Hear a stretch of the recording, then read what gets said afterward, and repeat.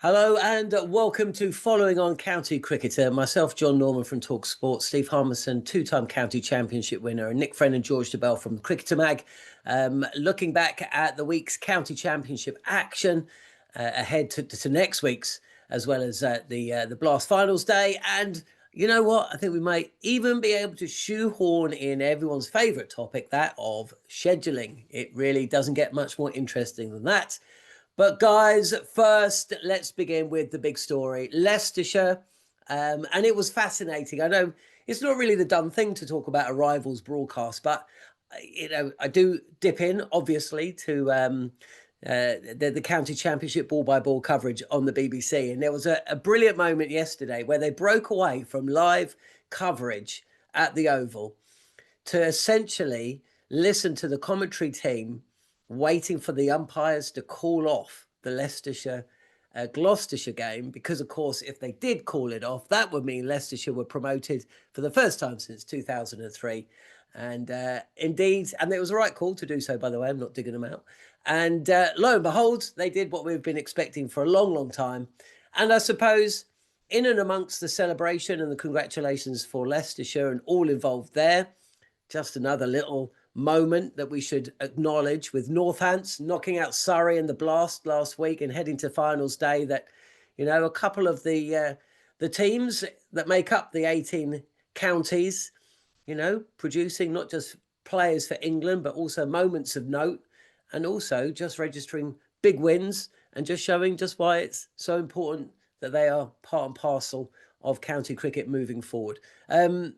George, do you want to start? I mean, it's not exactly a surprise they got promoted. We've kind of been waiting for this moment for the last few months, haven't we? Well, it's not a surprise in the immediate context, but in the longer term context, it's a hell of a surprise. Off the top of my head, I can't tell you how many times they've been bottom in the last 12 or so years, but it's a lot. And they were drifting towards irrelevance. What they've always done as a club, or nearly always done, is produce players, even if they've gone on and played elsewhere. And you'll all be able to think of various examples.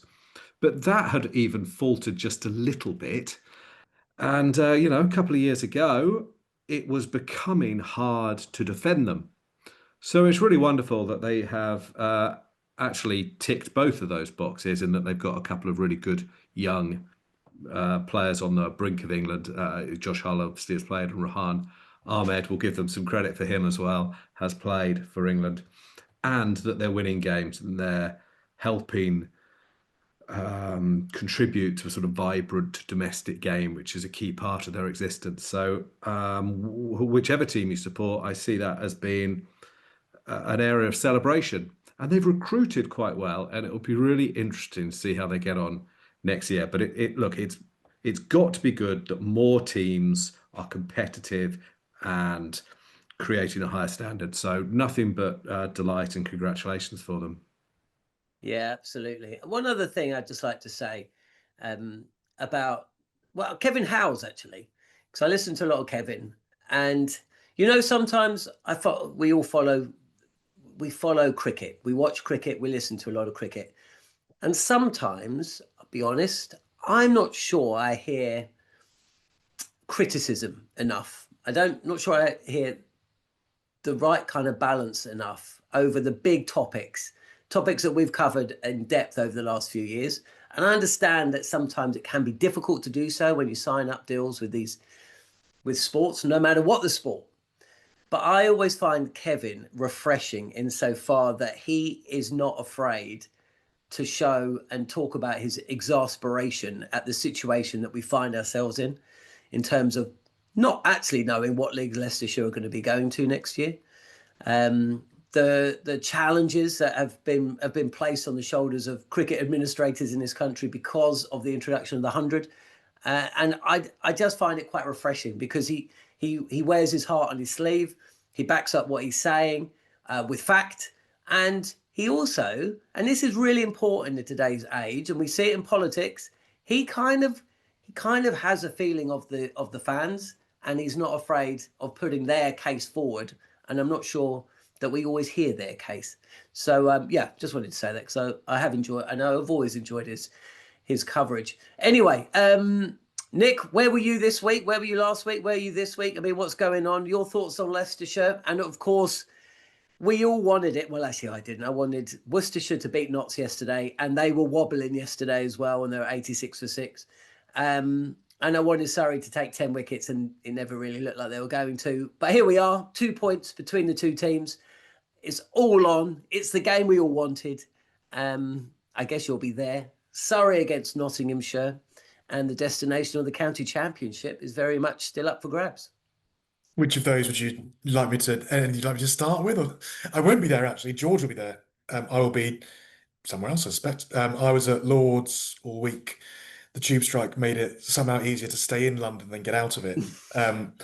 So I was at Lord's for all 4 days of Middlesex v Derbyshire. It was essentially two teams trying to join Leicestershire, or at least try and better Glamorgan's result to give them a better chance of usurping Glamorgan and finishing second. As it happened, the rain, as most places in the country, meant that was never likely. So Derbyshire have a big game next week. They need to beat Glamorgan to get within a draw, essentially. There'd be 7 points or something like that if they could beat them ahead of the last round of games. That feels unlikely. Derbyshire haven't won a game since the championship since May, and Glamorgan have not lost a game in the championship since April, I don't think. Leicester are great. We've been saying all season. I mean, as George said, not just sort of the longer term way that they've done it, but if you sort of look at the way that they've structured their promotion this year between Claude Henderson, Alphonso Thomas, Peter Hanscom, the captain, even Sean Jarvis to an extent as the outgoing CEO, even little things like just the way they've changed the narrative around the county, things that feel superficial, a bit silly, things like that running foxes moniker that feels a bit tacky and weird, but actually it was all done to try and change, the story of Leicestershire. And they went and won the One Day Cup in 2023, which I think shouldn't be underestimated as a what's the word I mean, as a kickstart for what's happened since, just to kind of remind them that they can go and win stuff. It'd been 10 years before then since they'd won anything. They won the Blast for the third time in 2013. But to go and win that, I think sort of set the wheels in motion. A lot of the same players were involved in that have been part of this. Sol Budinger, Rishi Patel at the top of the order. Harry Swindles, who got that 100, was retired earlier this season, but he was a major part of that. The likes of Chris Wright, who played in the final. Josh Hull was just coming onto the scene then. Alphonso Thomas and James Taylor had just taken over then from Paul Nixon, who'd been sacked mid-season. And I think the big thing they've done is recruit really intelligently. It's not just been about the homegrown kids. It's been the signings of sort of journeyman county cricketers, Ian Holland, Ben Cox, Ben Green, all three of those initially on loan. And all three of those then picked up permanently. Josh Davies did a little loan spell a couple of years ago. He's joining permanently as well now. Stephen Eskenazi was part of the side that got promoted, made his debut in that game. He's joined on loan ahead of next season when he joins permanently. Johnny Tattersall as well. They've been really intelligent with it. They've worked out that if you have a mixture of your own talented kids, but also the right sort of journeyman, I suppose. As George says, there was a time when there was a lot of, I suppose, Colpack players, wasn't it, who weren't necessarily going anywhere in their careers to benefit English cricket more widely. Whereas what they've got now is guys they've just improved their side every time. Peter Hanscom's been a revelation as an overseas signing. I remember when he first joined, people turned their nose up a bit because he didn't score around for Middlesex. He'd not had a great record in the championship, but he's by all accounts a brilliant leader. And when he went home, they'd Shah Masood waiting in the wings. They've just managed it really, really well and really cleverly in an age where actually doing that, particularly the overseas players, is not that easy. And as we reported the Cricketer a couple of weeks ago, they're trying to get Keshav Maharaj along for Division 1 because they realise that what's going to keep you up, a quality spin will go a long way. And I think South Africa have one of those summers next year that New Zealand have had this year where there is a lot of space in their schedule. So they're one step ahead of the curve with Claude Henderson, who's very, very good at what he does. Harmy, what is going on with Durham? They got away with one, didn't they?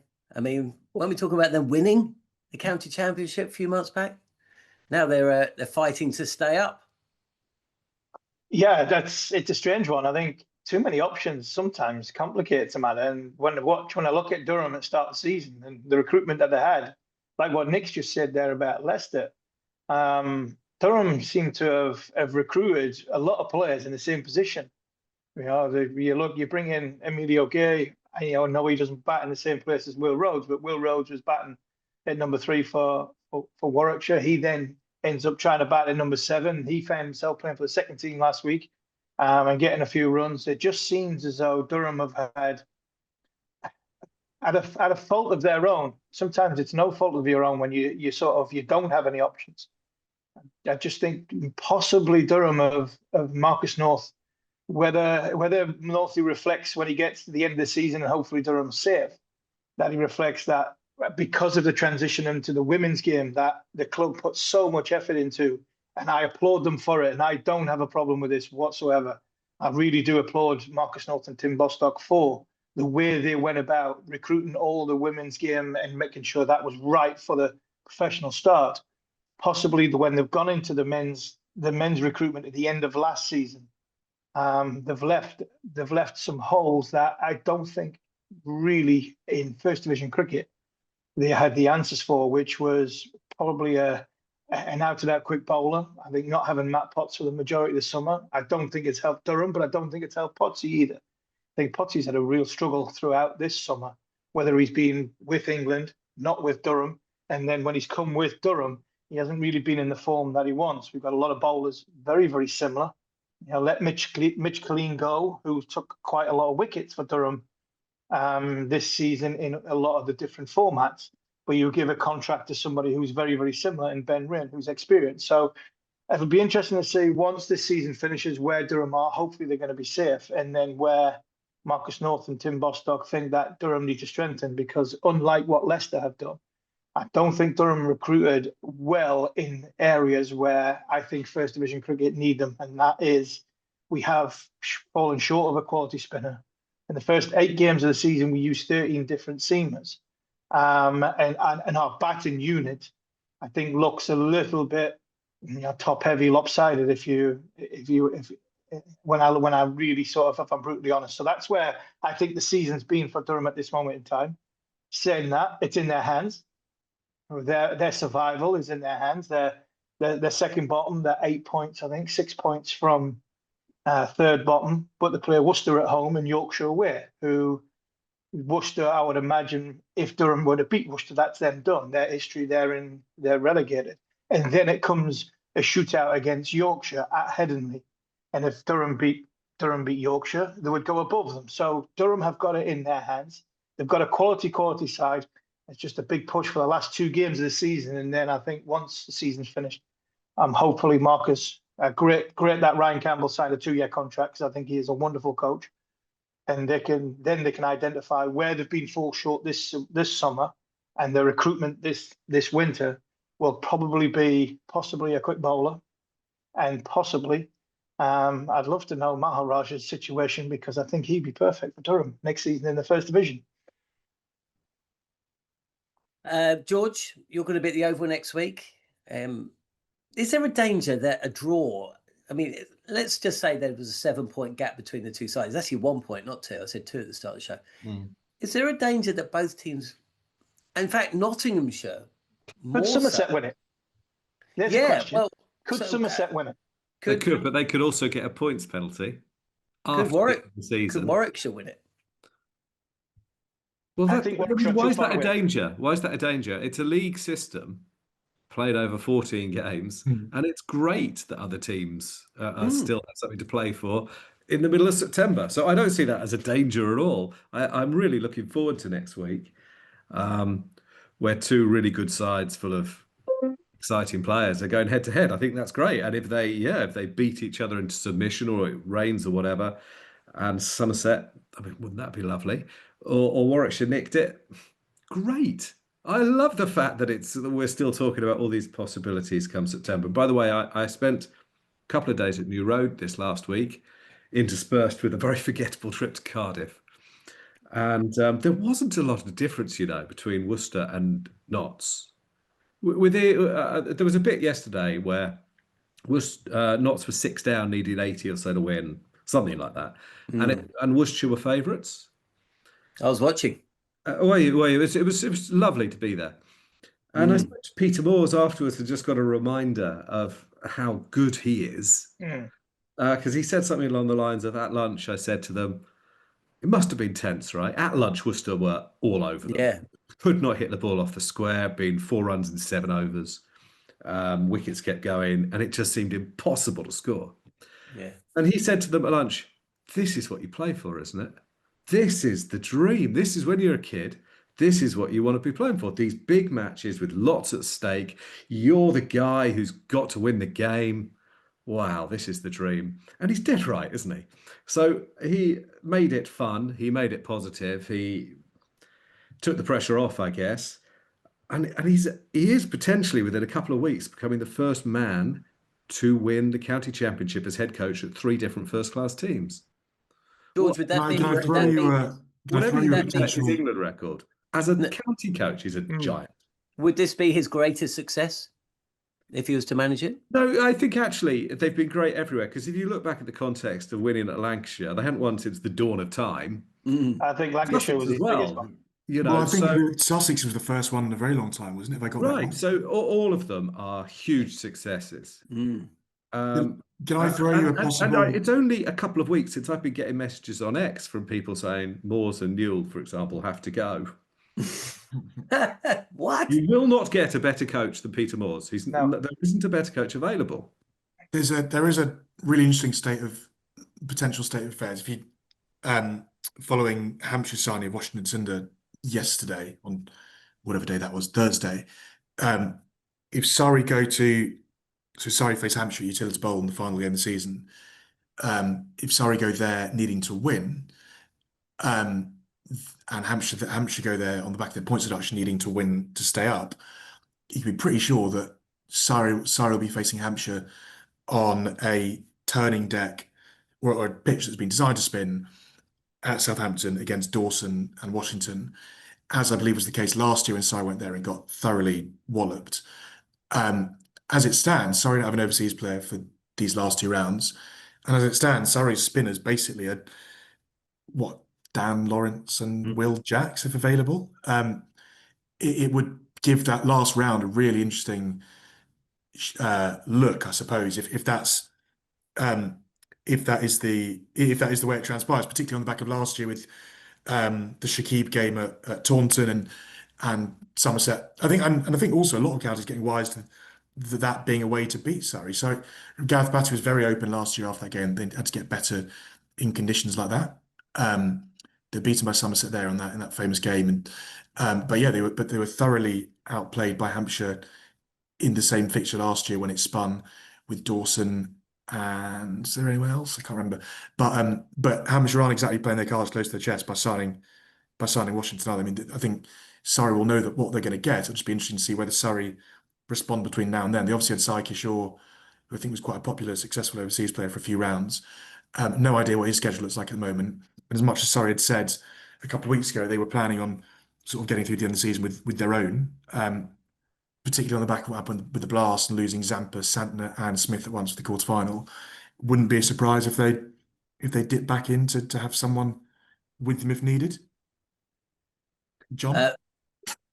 I mean, I wonder whether Mitchell Santner would have played if he hadn't picked up that injury. But yeah, you make a good point. I mean, maybe in a way we do want it to be a draw at the Oval next week, because if Warwickshire and Somerset both win, then, and with Hampshire looking at relegation, I mean, why are we even thinking about changing the formation of the county championship? Warwickshire at knots in the last round as well. Exactly. Which Somerset at Chelmsford. I mean, this is glorious. Can I give you a really interesting stat that Cam Punsby will probably get irritated with me for giving away, because to be fair, Don't worry, he's part of talkSPORT family. I don't know what he was doing with his time yesterday, but just on the subject like formats and stuff. If the county championship was 3 points for a win, 1 point for a draw, and 0 for a loss, Division 1 would look exactly the same as it currently does, which I think is quite interesting in a way, because like you take, I don't know why, but I think it is, and not to be 1 point clear of Surrey as they are anyway. I don't know. Is that interesting? The other way around. The other way around. Big difference. Sorry, wrong way. Yeah, no. Oh yeah, Cam's wrong.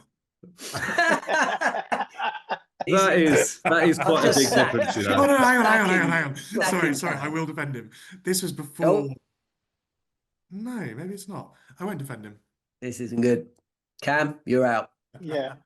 The good He'd thing is say. that was so tangential. I think you could just cut that whole little bit out. No, we're not. We're definitely No, keeping that in. no, We'll that's cut it. insane. Yeah, that's Keep it in started. and send it to him. Yeah. The other fascinating thing, because of course, if it was 3 points for a win, 1 point for a draw, and no points for a defeat, it's all going to be coming down to bowling points and batting points as well, isn't it? You know, it's going to be one of those where we could have the final round of fixtures and we could have 3 or 4 different leaders over the course of a day, unless you're following the BBC scoreboard, which doesn't update until after the games are finished. Well, to which be is fair fine. to them, at least you can tell what the points, the bonus points are, because I don't think you can see them on Cricinfo anymore. No, you can't. I know, and then you're not exactly sure. Also, they don't update quick enough for me either on Cricinfo. So I'm not saying that the BBC is to be criticised, but there's two different ways of doing it, and I wouldn't say either is ideal, but it's so exciting. So It's brilliant. a big one in the context of this is as well is whether is the It fitness is. is Mohamed Abbas, who It is the weather. well I was going to say You've got to throw the Mohamed weather Abbas, in there as well. because Abbas at the Oval gives Hampshire, no, that's not who he plays for, gives Nottinghamshire a huge You can tell, yeah. gives Notts not an advantage, but gives Notts a world-class seamer in conditions that, given the makeup of Surrey side, will have a fair bit in it for the seamers. So if he as long as you win the George, I think I'm toss. right saying that he went down injured, did he, during that game at New Road? He only bowled 5 overs in the second innings, and I wasn't there that day. I think I'm right in saying that he suffered some sort of issue. I'm afraid I don't know. They will hope he's fine, because A, he's brilliant, and B, and yeah, they need to be, and the competition needs them to be at full strength, because we're talking about what couldn't happen Surrey last aren't. week. Well, but Surrey will still be favourites, right, going into next week, will they not? Yeah, I guess so. Sam Curran is a big loss. So. You'd think so. I tell you who you haven't mentioned, who had a good week last week and could be massive next week, is Josh Tongue. If he's available next week, he is available. If he's available next week, he's going to play 2 of the last 3, so he'll play against Surrey, and then I don't think he'll play the third. The last game. His summer, the way he's gone, I mean, his attributes at the Oval, with an Ashes spot up for grabs, to go and try and win the championship. Tell you what, I'd be more worried about Josh Tongue than I would be Mohamed Abbas. He has gone to another level. He has, really has. Yeah, he looks like an England fast bowler now. Peter Moore said he couldn't remember the last time he saw someone bowling that quick in the championship. I didn't see any speeds, but you would think it started with a 9. Look, if you get a chance, go and look at the third inning to the game. Look at the dismissal of Jake Libby, who was caught off the splice of the bat, defending off his throat. Oh, that pitch at Worcester, it's not quick. I mean, it's a bit uneven, but it's not. I was going to quick. say, was it of a length?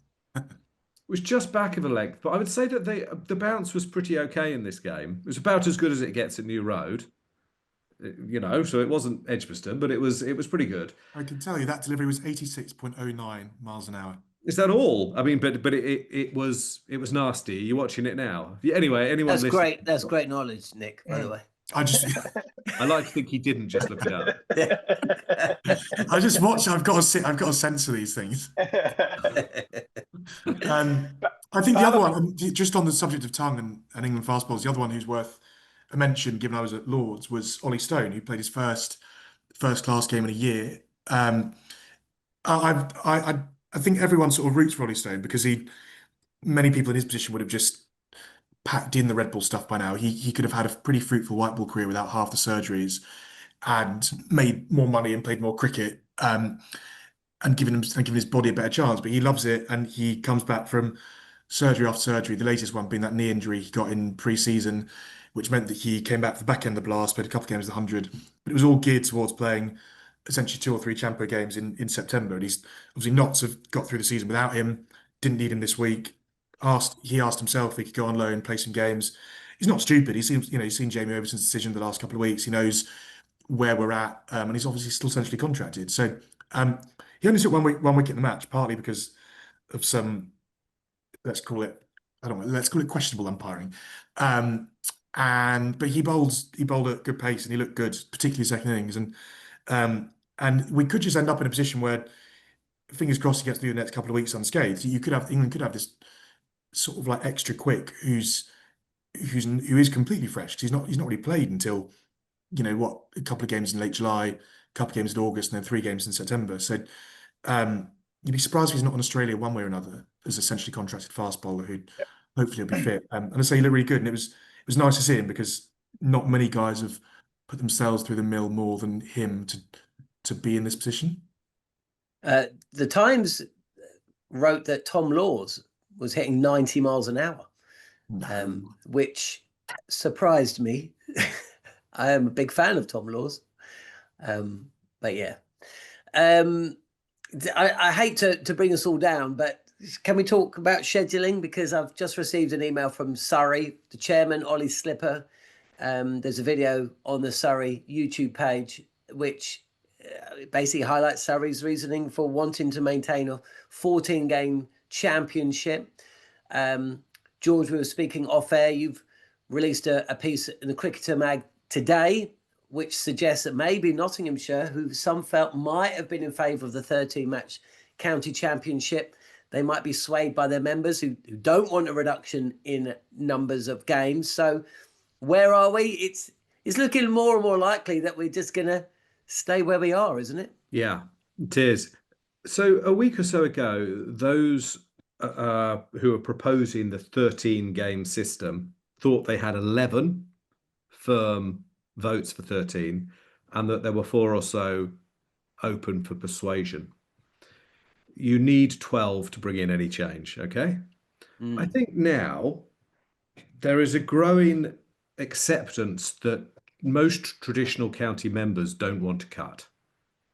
And there's a context to that, which I can go into if you want me to. I will very briefly, which is that if you listen to, say, John Philby or Tim Bostock, that's the Sussex and Durham chairs, respectively, CEO, sorry, Bostock, you could quite easily be persuaded by the benefits of 13 games, and there are some.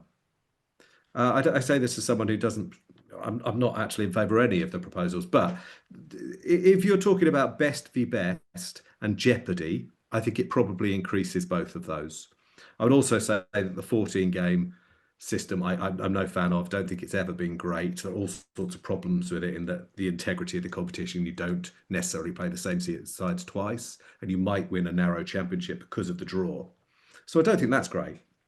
So if you talk to those guys, I think that most people would think, you know what, they've got the best intentions at heart. Whether you agree with them or not, I respect where they're coming from, and you could have a very civil debate. In fact, John Philby went on Sussex stream this week, and he was probably on for about an hour, explaining it in a very uncular sort of Uncle John bedside manner, and very reasonable. But the problem you have is that the level of mistrust between county members and the authorities is very great, and has been earned, not least by the way that the 100 was imposed upon them 10 years ago, whatever it was, a few years ago. And the bad blood from that hasn't been cleared up, because the repercussions haven't been resolved, have they? So there's a lack of trust, and that's the key thing. So as soon as anyone hears about a reduction in the county schedule, their hackles are up, and they immediately think you're just trying to take something from us. Which they are, kind of. Sort of, yes. Some of them are. I think that. Well, you're paying the same amount for less and getting less. Well, and you're potentially paying the same amount for less. And you're already getting less. Well, just on that, obviously with a 13-game system, you could end up having the same amount of championship cricket. They've lost 2 blast games, and they've been offered extra Metro 50-over games. So it's a slightly complex package. And very much there is a group who just want to cut, make the fixture list streamlined. You could say they might even be doing it with the best of intentions. I suspect there are only 1 or 2 counties who genuinely disrespect the championship. I think it is as few as that.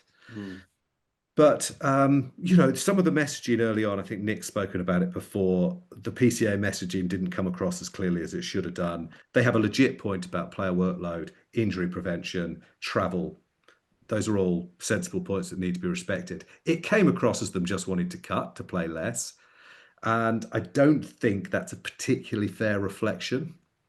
So, in context, we're at the end of the bloody season and we don't know what everyone's playing for. You know, we don't know. I was at New Road yesterday. Oh, you're thinking, oh, well, that's Worcestershire relegated. Except we don't know that there is relegation. And it's not just us not knowing. Nobody knows because they actually haven't decided. It's not that we're just not reporting it. They don't know. That is amateurish. Now, apparently I said that this was somewhat chaotic a week or so ago and it annoyed people on the PGC.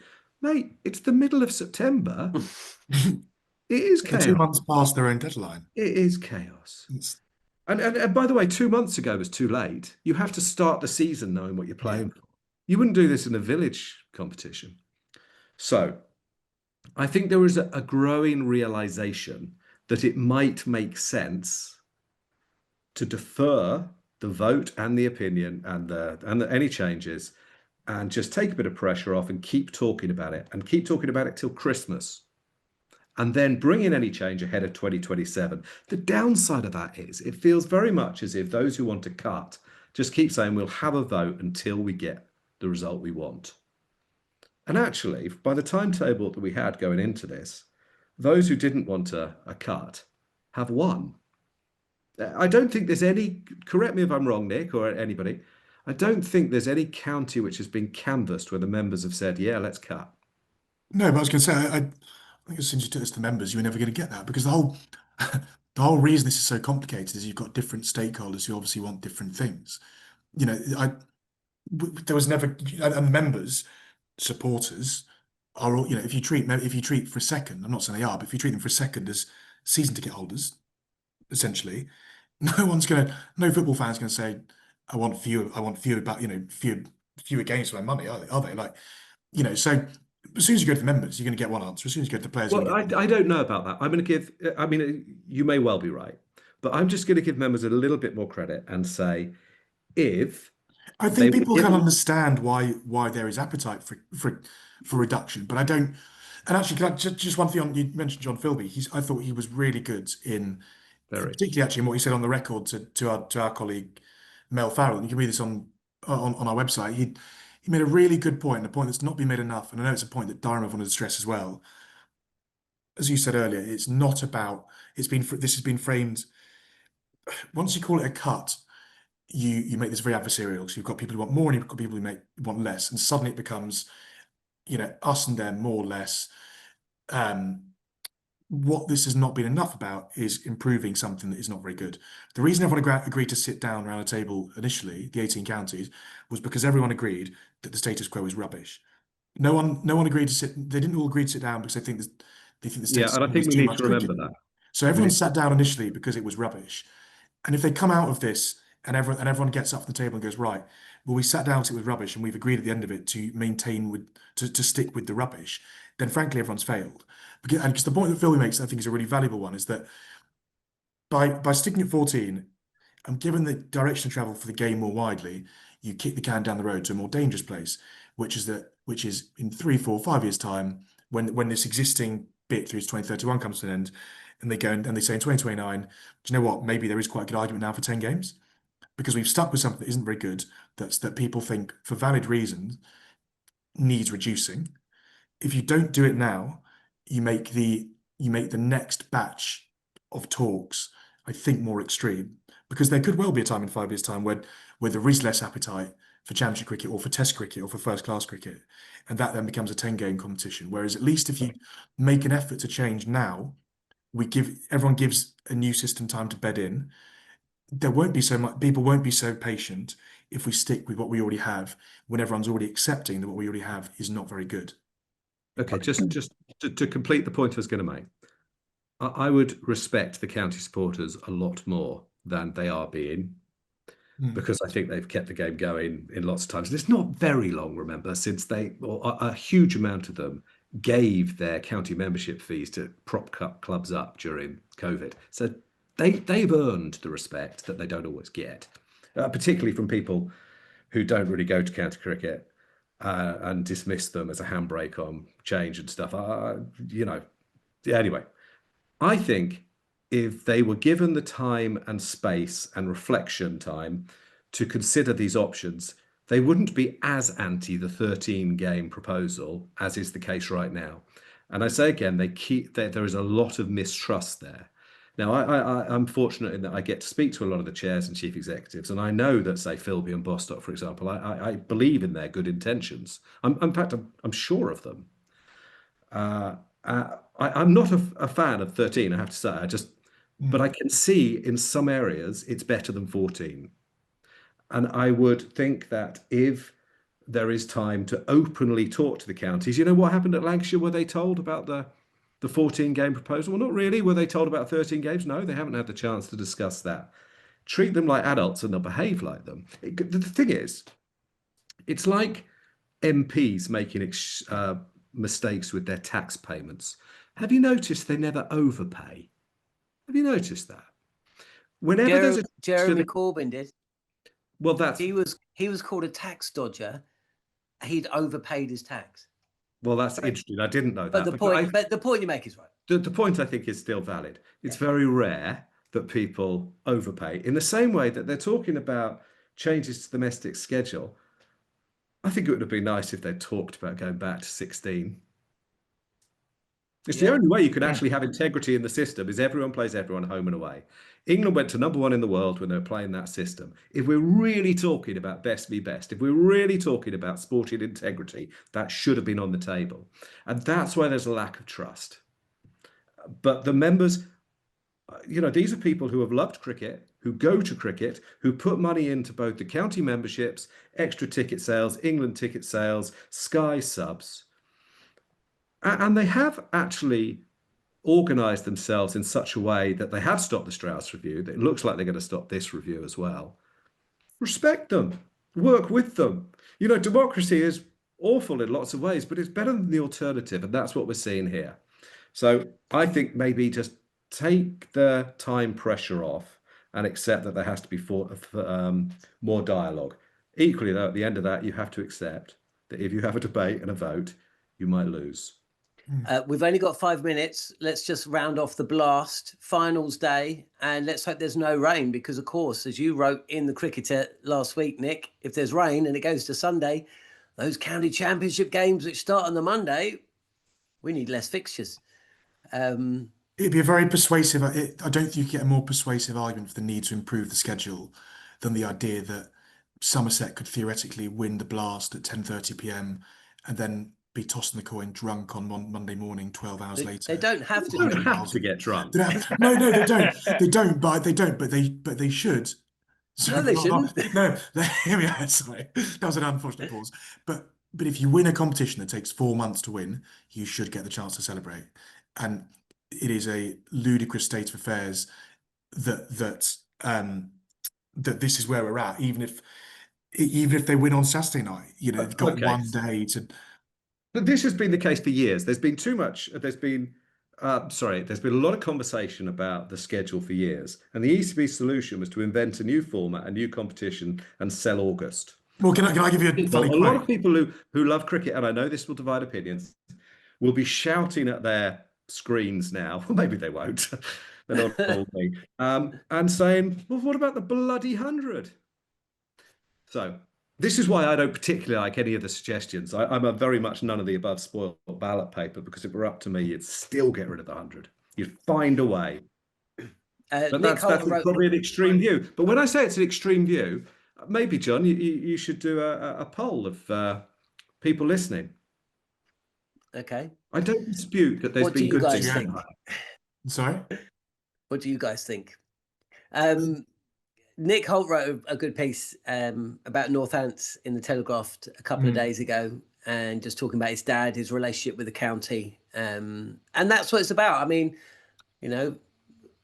Surrey is where I speak to my dad whilst we watch cricket. It's our safe space. It's and I'm not making a point about the 100 here.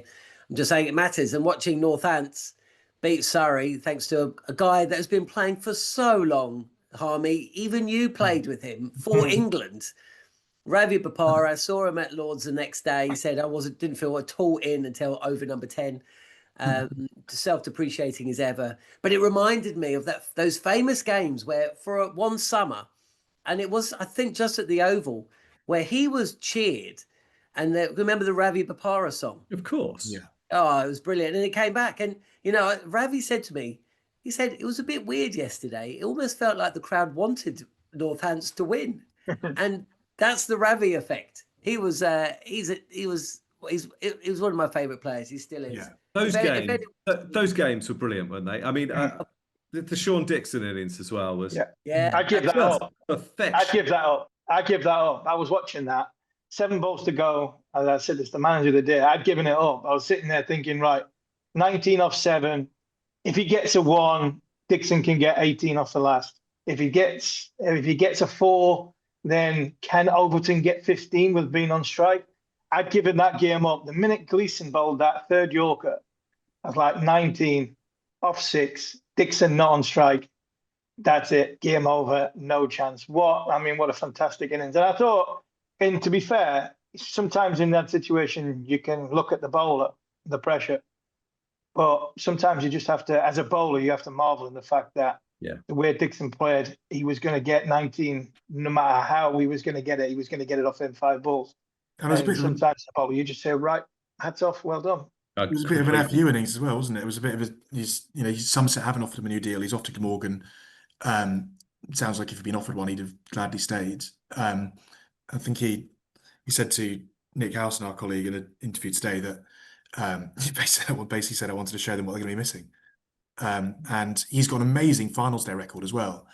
I think he got 78 not out to beat Surrey last year. Sorry, 70 not out to beat Surrey last year in that quite low scoring semi when I think Somerset lost Smead and Coda Cadmore, I think, in the first over or something. And then for a year before that, when they won it, he got 50 in the final, 30 not out in the semi in a low scoring game. He's proper clutch, and it wouldn't be at all surprising if he went out and sort of did the same to win it for Somerset. You'd say go into it as favourites. They're probably everyone's affected, aren't they? Well, like favourites to be second. Come on, they won it 2 years ago, but they are missing Tom Banton to England series. You're speaking to someone Riley Meredith, who's been a Somerset supporter for longer than you've been alive. And had most of my best days at cricket with my dad, actually. To go back to the point you make, that the 100 has been good for families, but families went to cricket before the 100. They still do in other countries. Somerset, and I say this fondly and with a lot of respect, haven't got over the line terribly often. I don't know how many times they've been second this century, but it is incredible. Guys, we're going to wrap it up there. We'll look back at finals day. You're not running. You're not doing the mascot race this year. I take it, Nick. You don't do that more than once. Are you over that yet? Just about. The hamstring wouldn't be terribly grateful if I gave it another go. Thanks for your time, guys. I'm not sure I'd find anyone willing to give me another go, to be honest. I don't think I sold it very well. No, you didn't. And there's absolutely no way I'm doing it. Guys, thanks for your time. We'll be back this time next week, looking back at those big games. There's so many big games in the county championship next week. We'll be reflecting on that and looking ahead to the last week of the county championship, and probably the scheduling we'll get a mention at some point as well. Thanks for joining us here on Following On County Cricketer.